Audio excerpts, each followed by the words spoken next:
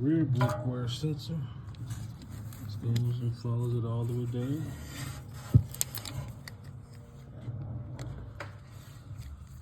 Something underneath this cover.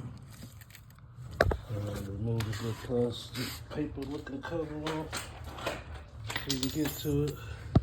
Just take it to the boat. I'll screw it in tight as all.